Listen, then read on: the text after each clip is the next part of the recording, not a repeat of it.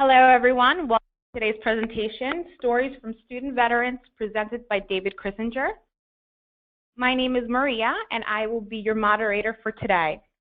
And I want to thank you for taking the time out to join us. Before we get started, I'd like to go over a quick housekeeping rules. The first is that the presentation is being recorded, and a copy of the recording and the slides will be sent to you after the webinar. Second, attendees are in listen-only mode throughout the session, so we do welcome questions. On the right-hand side of your screen, you're going to see an interface which will allow you to input questions, which will be asked David at the end of the presentation during Q&A. Before we get started, I wanted to introduce our goal for this presentation, which is very dear and near to the work that Kognito does. We create simulations that prepare people for the conversations that matter most. And through virtual environments, individuals can practice and self-assess their abilities to manage conversations that can have a positive impact in their lives.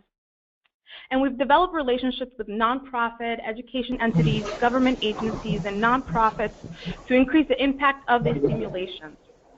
Specifically for the veteran population and to assist with the post-deployment transition, we've created 4 solutions, which you see at the bottom of the screen. First is Family Heroes for military families, where they can learn essential skills to manage the challenges they may face when adjusting to post-deployment life.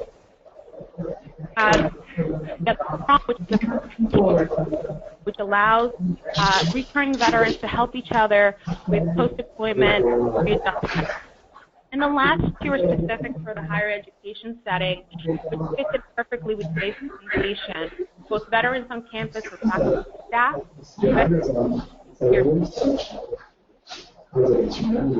Veterans on campus simulations are digital simulations which allow role-play conversations with virtual student veterans and provide a build real competence.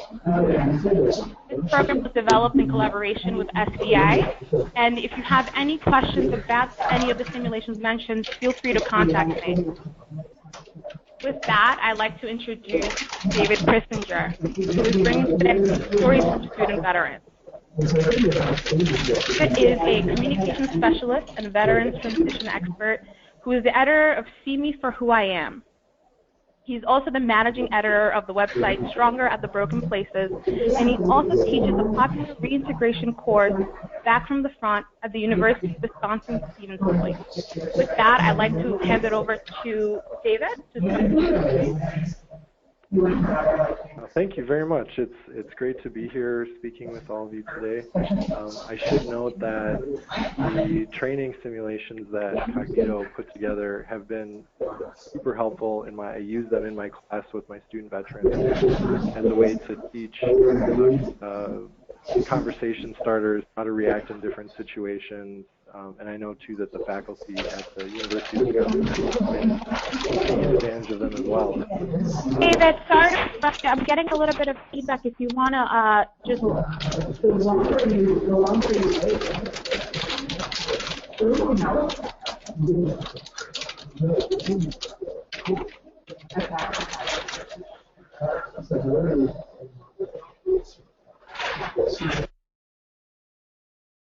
There we go. That's better. But before we launch into the stories that my students are telling, I want to talk very briefly about some of the problems that universities face regarding student veterans. Next slide, please.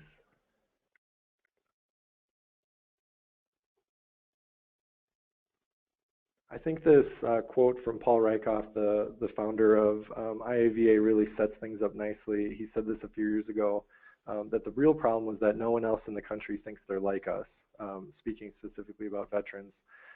And this plays out in a few different ways in the university. So in 2012, reporter David Wood reported that about 88% of new student veterans who were starting college that semester were going to drop out at some point, either right after that first semester or in the first year after.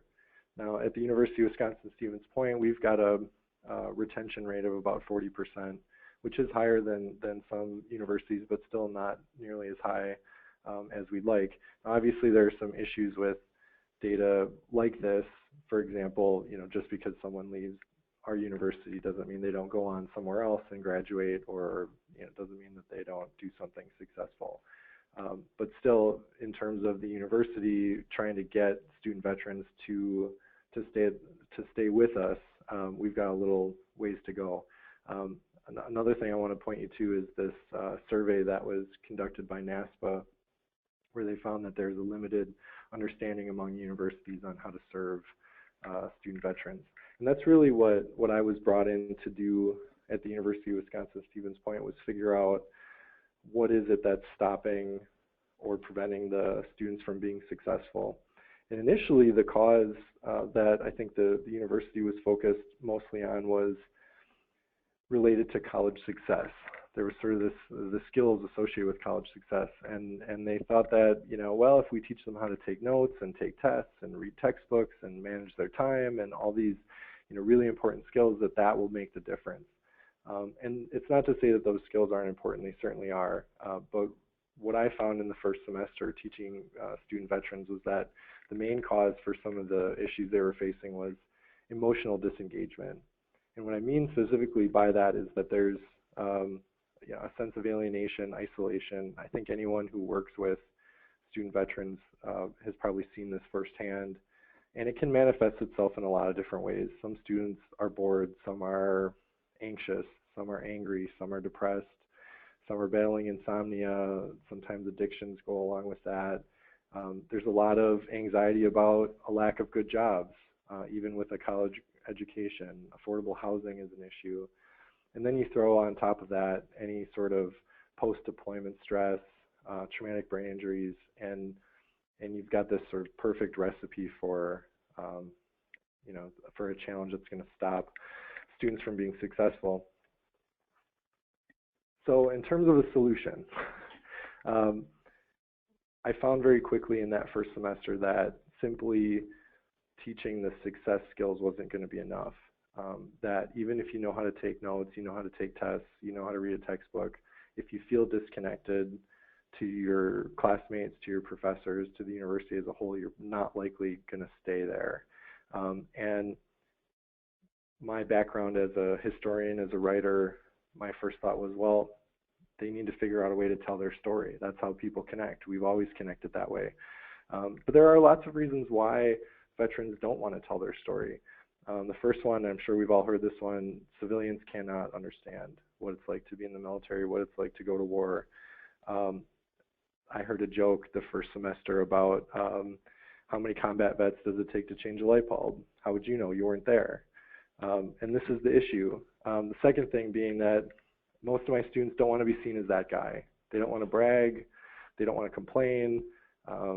They're tight-lipped for that reason. I read a really amazing quote by a Vietnam veteran named Carl Melendez, who said that 95% of his time in the military was things to complain about. 1% were things to brag about, and 4% were things that he wasn't particularly proud of. So it doesn't leave a lot of topics relevant for discussion. In addition to that, we also have the issue of combat experiences specifically not being easily translatable into civilian civilian speak, if you will. There are things that happen that are not easy to describe, and even the most descriptive words can still leave a lot of gray area. Another reason, war by its very nature distorts memory. When you're in combat, you've got cortisol running through your veins, and which is great. It helps you stay alert and helps you stay concentrated and can be really beneficial. But when you've got too much cortisol, or you've got cortisol, doing its job for an extended period of time, it actually inhibits conscious memories. This is why a lot of students describe experiences that they've had in sort of fragmented ways, because that's the memory. The memory is fragmented. Couple that with any kind of traumatic brain injury or post-traumatic stress. Memories are literally erased in some cases. And then lastly, there are not everything that happens in war is something that people want to talk about. And even if the student doesn't feel ashamed or feel guilty, there's still a fear that whoever they're talking to might say something or do something that makes them feel judged or makes them feel like they should be ashamed. And that, again, obviously can be really uncomfortable. So one thing that we did in my class that I think really made a difference in connecting the students was giving them a framework for how to tell their story. And I'm going to speak in sort of broad generalizations here, but the way I see storytelling, it can break into one of two camps. One is confession and another is confidence. And I'm going to go through some of the characteristics of each and show you how they're different.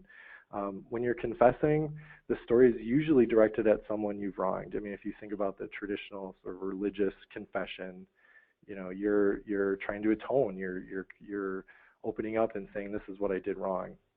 Like I said, not every student thinks they've done things that are wrong, but things that seem totally natural can seem wrong to someone who hasn't been there.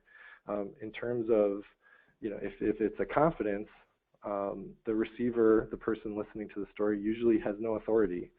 They can't condemn, they can't forgive. That's certainly the case for me in the class. I mean, if someone tells me a story, I can't forgive them or tell them that they did something wrong. And I can't even say they did the right thing most of the time. But that's really not the point of a confidence. A confession is usually coerced in some way, whether it's the person feels like they have to do it to atone or if they're guilted into it, whereas a confidence is usually, I mean, almost always volunteered. It's the person is deciding to tell the story. A confession usually relates to something serious, emotionally charged, which can make it difficult to listen to if you're on the receiving end of it. A confidence, on the other hand, it can be funny, it can be trivial.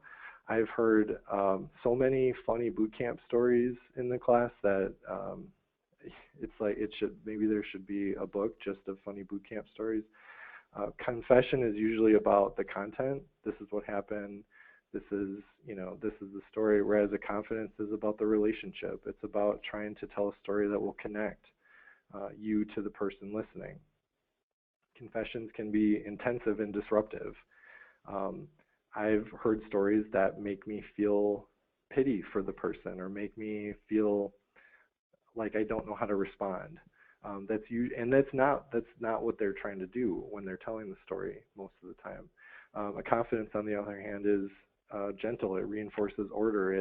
It convinces the listener that there's some shared humanity here. The last thing I'll say about confessions is that they're usually voyeuristic. And we've seen examples of this, whether it's, you know, Lance Armstrong confessing to using anabolic steroids or whatever it is. People who are on the listening end are usually not connected, and they're watching out of some sort of interest. Whereas in a confidence, you're not spilling your guts, you're revealing yourself to another person. So in my class, we talk about this, and I try to encourage the students to tell their stories as a confidence and not as a confession, which can be tremendously helpful in bridging that gap. Now, the result of our writing is an edited collection that we just published this week. It's called See Me for Who I Am, and we picked this title very deliberately. The students talked a lot about during the class that they had two primary frustrations, one being that they felt misunderstood, especially by civilians, and that they were frustrated with stereotypes that sometimes get leveled against them in the media, whether it's the damaged, broken veteran stereotype or the violent ticking time bomb stereotype or even the heroic sort of American sniper lone survivor stereotype. Now, none of those stereotypes represent the students that I've taught. That doesn't mean that they're not rooted in some sort of truth. Clearly, there are heroes, there are vets who can slip through the cracks and the rest, but that's not the case for most people. So I challenged them. I said, well, tell me who you are. Tell me a story that tells me where you've been and what you've done and what you want civilians to know. The result is our book, it's a collection of 20 stories. They're 20 confidences, really, where the student veteran is deciding what they want civilians to know. And I think it's a perfect place to look for anyone who has ever wondered, what is it like Matt Gallagher writes in the blurb for the book. What I think is so powerful about it is it gives the reader a sort of look behind the curtain for what it's like to be in the military, and in the process it affirms our shared humanity. Now, diving right into some of the lessons that I've learned, both in the teaching of this course and also in the editing and the collecting of these stories. The first is that my students are aged way beyond their years. I read a really interesting quote by a author who argued that 1 year in a combat zone aged people 10 to 15 years. And I have students who have been in a combat zone 4 times. So does that mean that they're 60-year-old men sitting in my class, even though they're 24? At the same time, their growth is stunted in other ways. Some of the main issues that I deal with a lot in class are financial issues. We've got students who took out loans for cars with 30% interest. They're carrying tremendous amount of credit card debt sometimes, and in many cases it's because they've never had to deal with financial situations. There are a lot of relationship issues that usually boil down to lack of communication skills.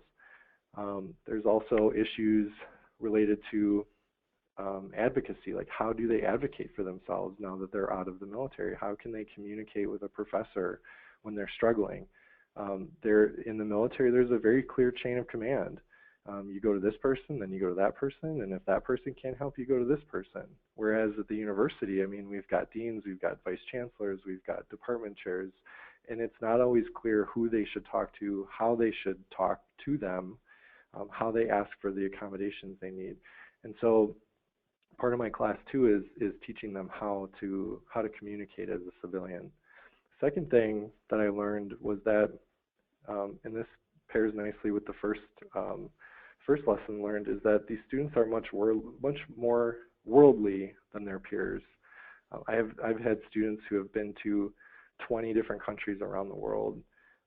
They've seen third world problems. They've dealt with abject poverty. They've seen suffering. I had one student, Ross Peterson, who wrote a tremendous essay about being in the first wave of American military personnel in Japan after the tsunami hit and the Fukushima nuclear plant melted down.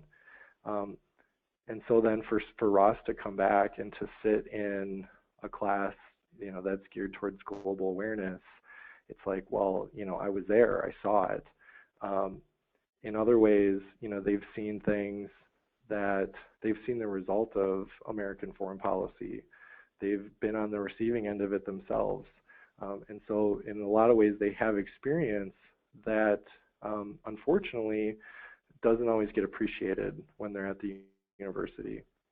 And I think part of this, I've done a lot of thinking about this, and one thing that plays into it, right, is that when you're in the military, you have a very myopic view of things. If you've been to Afghanistan, you've been to Iraq, or wherever you've been, you've lived your war or your experience. But some of these students don't always take a step back and look at the wider picture. I was really surprised to learn some of my students didn't know that Osama bin Laden was from Saudi Arabia, or that most of the 9/11 hijackers were Saudi Arabians. That's not to say that they're idiots or that they don't know things. It's just that they didn't need to know that for the mission. And so coming back to the university, they've got this great experience that they can talk about, but in a lot of ways it's very specific to them. It could be an anomaly, but they struggle with listening to professors who say, well, here's the sort of big picture. But in the same way, this is how a lot of my colleagues feel when they try to engage in debates and they get rebuffed with, well, you're an academic, you're a PhD, all you care about is theory, or you don't understand what it's like in the real world, you've never had boots on the ground. And I think if we could just both groups could just accept that the other group has something to offer to the conversation, and that there is a shared humanity, and that we can learn from each other, it would go a long way. The third lesson I want to talk about is that many of my students wear a very distinct sense of superiority on their sleeves. And I think the problem with this is that they know, and they're correct in believing that their superiority is well earned, and it's honest. I've had students who are highly trained, Army Rangers, Marine Special Forces. They were highly trained at non-combat jobs. I had a student he designed topographic maps for Special Forces groups in Afghanistan. I mean, incredibly technical work. And they were professionals, and they were professionals at very young ages, and they were given a lot of responsibility. It didn't always have to be life and death, but there was a lot of money and manpower, and the jobs that they were doing mattered and had a lot of purpose. And the other thing, and I had a student of mine who was in the 82nd Airborne tell me, he said, the hard part is, and this is Zach Trzynski, who wrote a really great essay about being a combat infantryman in our collection. He said, for 5 years I was in the 82nd Airborne, and every day they told me how great I was and how amazing I was and how I was the best at what I did. And I believed that I was the best because I had to, because if I didn't believe I was the best, then maybe, when the bullets start flying, I'm not going to be able to perform. And then you get into the university, and very few people, I shouldn't say nobody, very few people even know what the 82nd Airborne is. Very few people even know what combat operations are going on in Afghanistan. And so there's this huge disconnect with this sense of superiority. And at the same time, the students do need to learn that they're not in the military anymore, that they're in academia. And in academia, military service is not valued as much as, say, a PhD or, tenure track position or whatever.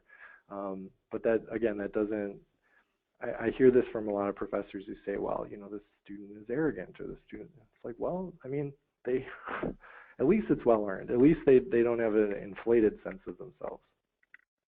The fourth lesson I'll talk about, and this really is, I think, the most important, perhaps, is that there's a fundamental paradox that comes along with military service, and the students are trying to balance what they learned in war, or what they learned in the military, and what was taken away from them. Because the reality is that they are diverse individuals who made great personal sacrifices, and they did it in good faith. And they got benefits. There were good things that happened, but bad things happened. Chase Vichetich writes the first essay in our book, and he writes about being in the Marine Infantry, and his squad was the best squad in the platoon, and his platoon was the best platoon in the company, and his company was the best company in the battalion. And they had a deployment to Afghanistan, and he lost half his platoon in about a week span to IEDs. And it wasn't because they weren't the best, it was because random things happen, and you can't control every variable. And so he struggled tremendously with survivor's guilt for a couple of years until he came to the university, and he started trying to make sense of the fact that he was very highly trained. He had these tremendous opportunities. He served his country. He did the job as best as he could, and he did everything right, but it still got screwed up. And that's not an easy lesson to learn. But part of it is, part of the goal here is to learn these lessons through the storytelling and through the connection to one another. The problem I see sometimes, though, is that this curiosity isn't always nurtured. There aren't great avenues at some universities for students to make sense of these things. It's not to say that the avenues don't exist, or maybe they're just not explicit to the veteran. I talked to one colleague of mine who said, and they're in the psychology department. I get a lot of veterans in my psychology classes, and she kind of wondered, well, is this because they're trying to figure out things? They're trying to figure out what they went through, and that could be absolutely why they're there. It could be too that it's a general requirement or whatever. But I think as much as we can give these sorts of opportunities for them to grapple with these really complex issues, I think the better off we'll be. And lastly, I want to make this point about my students don't miss military life. They don't miss starving on the side of a mountain. They don't miss carrying 100-pound rucks on missions where they're not sure if they're going to come back or not. They don't miss 30-hour work days. They don't miss screwing up their sleep and all the things that come with these really fast-paced jobs. They don't miss being away from their friends and family. They certainly don't miss all the BS that can come with the military hierarchy. But what they do miss is they miss the military way of life. They miss being a part of a team. They miss having a sense of purpose. They miss knowing what they're supposed to do every day when they wake up. Military service can be incredibly grinding, but it's also stable. Some of the students really miss the stability. They miss the paycheck. They miss the, again, knowing where they're supposed to be and when they're supposed to be there. They miss knowing their place. In the military, your rank, your job, I mean, you know where you're supposed to be and who you are. When you get in the civilian world, it's not so clear. And they're trying to navigate all of these issues. You know, it's sort of a give and a take, a good and a bad. And one student in particular that I'll mention, his name's Kyle Novak. He was a tremendous athlete in high school, was an all-state shot putter, discus thrower, joined the military right out of high school, became airborne infantry, and he deployed to Iraq and he got sick. And they still don't know what happened to him. I mean, he suspects that maybe he was exposed to some chemical agent or a nerve agent. He was there at the time that the military was uncovering these old munition stores from when Saddam Hussein was in power. Well, he went from 220 pounds on deployment to 135, and he was medically discharged from the military, but not before he was accused of being a malingerer. And so he's dealing with feeling incredibly proud about his accomplishments in the military, but being left with this really miserable taste in his mouth by being mistreated, and thinking, well, that was the place that I belonged, and now they don't want me anymore, and they're saying that I'm not good enough. Now, he was in my very first semester, and Kyle was the student who sat with his back in the corner, and in a classroom full of people who wanted to sit with their back in the corner. And over the course of the semester, he started kind of moving closer and closer to the middle, and eventually he was up in the front row. And for him, he had to deal with every one of these issues. He was aged beyond his years, but he had no idea how to advocate for himself or how to communicate with his professors.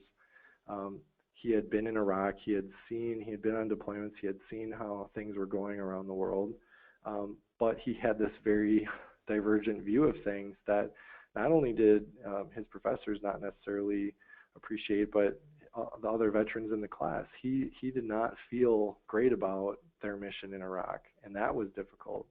But at the same time, he was a one heck of an athlete and a very accomplished soldier until he got sick, and so he's battling with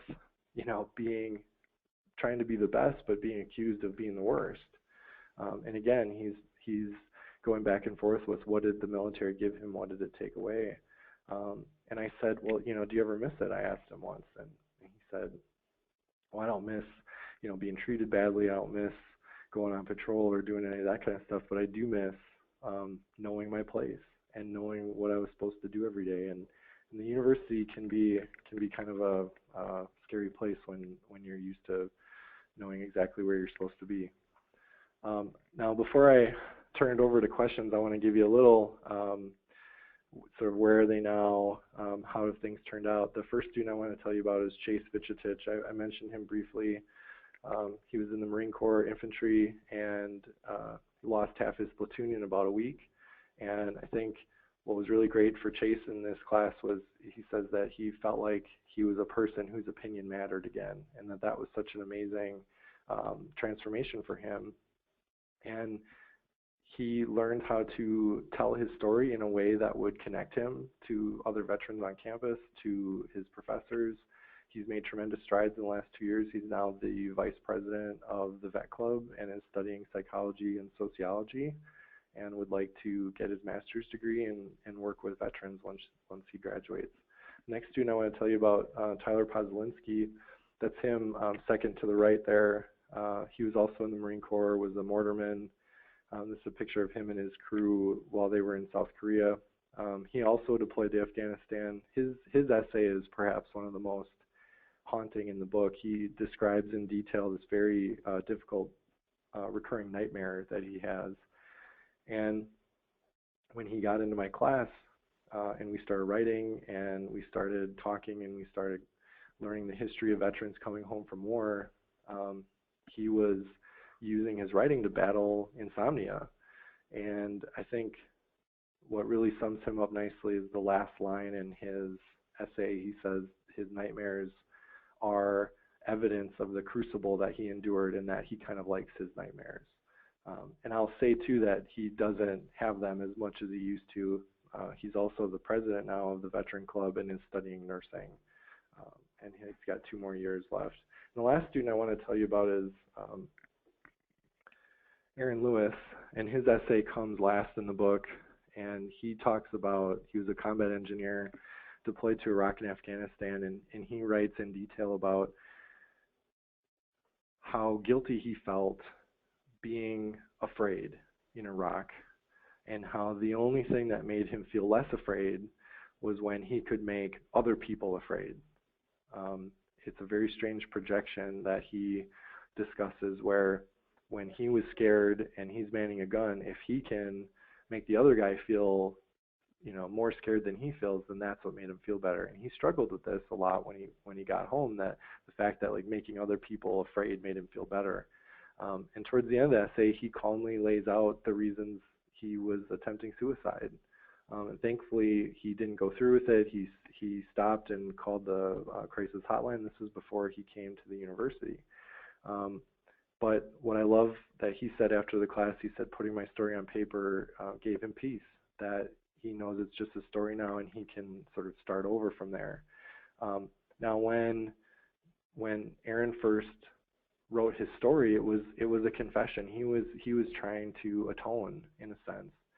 But I can't give him that atonement, and I can't tell him everything's okay. And even if I did, it wouldn't mean anything to him. And so I worked really closely with him about, okay, instead of a confession, let's make this a confess. So what happened, and why did you do what you did, and why did you feel that way, and what did you learn from it? And he again is a student who's struggling with, the Army gave him a lot and the Army took a lot. But I'm glad to say he's now the treasurer of the Vet Club on our campus. He's studying accounting. He wants to be a CPA when he graduates, and he's doing tremendously well. And I think these 3 testimonies really serve as some tremendous amount of evidence to show that telling stories can connect the student veterans to each other, can connect them better to the university. And when the students feel connected, they're not disengaged, they're not isolating themselves. It's really amazing the things that they can accomplish.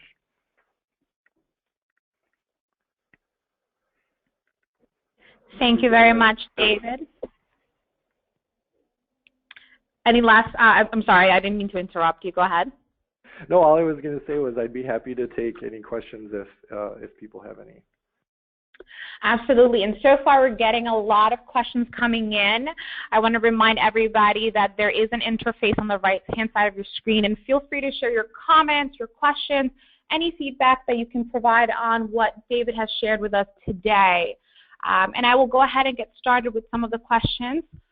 One of the audience members, he's a faculty, and he wants to know, how can we encourage that confidence in reaching out to us? How can they build that rapport with the students to feel that they can confide and reach out to the faculty? That's a great question. I should note too that I'm not prior military. I'm a civilian. I come from a military family, but I don't share the post 9/11 military background that my students have. And I think the big thing that I did, or the important thing that I did, was I didn't try to be an expert in what they were going through, and I never presented myself as that. What I said was that I could help them transition to the college, that I could help them be successful at the college. So I think that disarmed some of the students a little bit who might have felt like, oh, this guy doesn't understand, or he wasn't there. How does he know? I never pretended to know, and I gave them opportunities in the course to vent, to tell me if they were frustrated, to critique my teaching.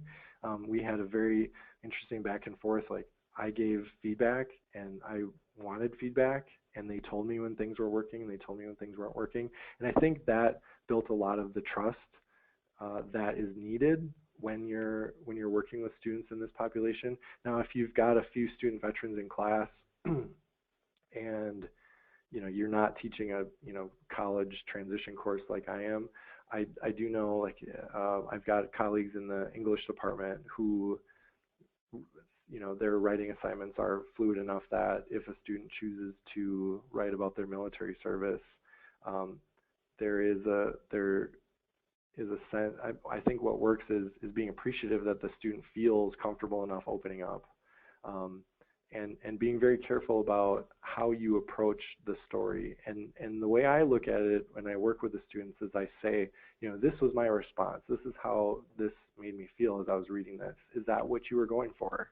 Is that what you wanted people to feel? And most of the time, like in the case of Aaron's situation, I said, I felt really bad for him when I read it the first time, and I said, do you want people to feel really bad? And he said, oh, no, I just want people to know that this is what I went through, but I'm okay now. And I said, okay, well then we got to come at this from a different angle.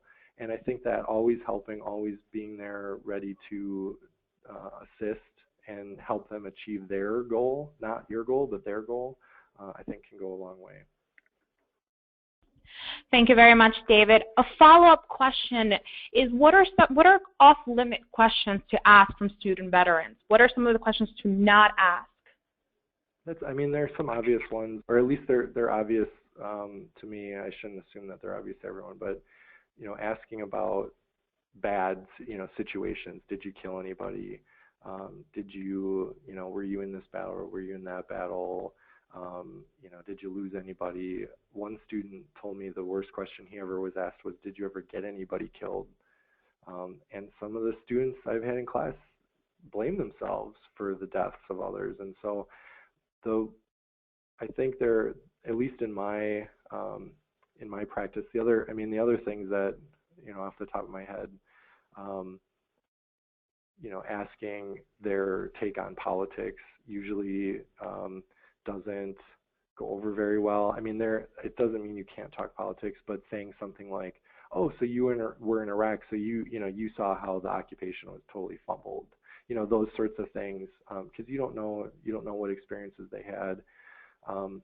Another thing that's been coming out and veterans have been writing about recently is the sort of hollowness of saying, thank you for your service.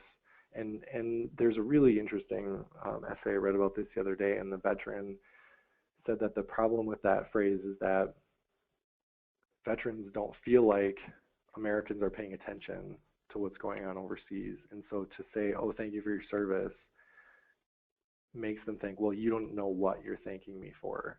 And then the other part of that is that usually we say thank you to end a conversation. Oh, thanks for coming in. Oh, no, thank you. And then you leave. So, instead of focusing on, what questions shouldn't I ask, there are some questions that I like to ask that usually lead to stories if the student feels comfortable. And it's simple things like, oh, what branch were you in? What job did you have? Did you ever deploy? What was your mission? Things like that. And one thing that I get a lot of good stories, I say, what was your best day overseas? And usually the students aren't focusing on the best days that they had. And so to get them to change their reference a little bit can open up past memories and get them, and then sometimes what happens is they say, well, I had this really good day and I really needed it because it was right after this really bad day. And then they might feel comfortable at that point to share that confidence with you. Great, thank you, David. The next question, in your opinion, what would be the biggest area of philanthropic need for student veteran support? Oh, that's a great question. Maybe I should even add this to that slide of lessons learned, but I think one thing that really represents the students that I've had is that they still want to be useful. Like, they want to come to the university and they want to do something. They want to be a part of it. They don't always know how to. So I think any way that we can give veterans leadership opportunities, if we can help them get them in charge of something and let them take the lead on it, to allow them to show the skills that they have. There's one group, a nonprofit group in particular, that does this really well, and they're called The Mission Continues. They're based out of St. Louis, and they put post 9/11 veterans in leadership positions in nonprofit organizations in their respective communities. And their motto is that we're not a charity, we're a challenge. And these students want to be challenged. They might not appreciate it at that exact moment, but they don't want to come to the university and have it easy. I mean, that's boring. And so I try to have high expectations for the students, and more times than not, they meet those expectations. Thank you very much, David. The next question is, we've addressed some of the faculty, but how can we get civilian students to become engaged and to have genuine interest about the stories that their student veterans share? Well, we've done this in a couple different ways at the university. One thing, this was last spring, I partnered my class with a class in the fine arts department, and we did this project called the Veteran Print Project. And it's very simple. You match veterans with artists. The veteran tells a story about their service. They can tell any story they want, and then the artist illustrates the story. And so we did this last semester on spring, and it had tremendous results. None of the 20 artists who participated in the project had any sort of military experience or were even related to anyone who was in the military. So they were getting this sort of firsthand account from my students. And when we did the final reveal at the end of the semester, my students were so overwhelmed by the fact that these people that they didn't know had listened to them, had spent dozens of hours producing a piece of artwork for them, and then and in fact one of my students started dating his artist, so that was a real success story in terms of connection. Another thing that we started doing is we talk about student veterans on campus at the formal orientation. And like one thing that my students get frustrated with a lot is when they see other students not taking their studies seriously. And if you really want to say something offensive to a veteran, say that they have free college, because trust me, it's not free. They earned it. But they get treated like they're there on a free ticket sometimes. And they get frustrated when they see other people, on their phones, being distracted, not doing their work, disrespecting professors, things like that.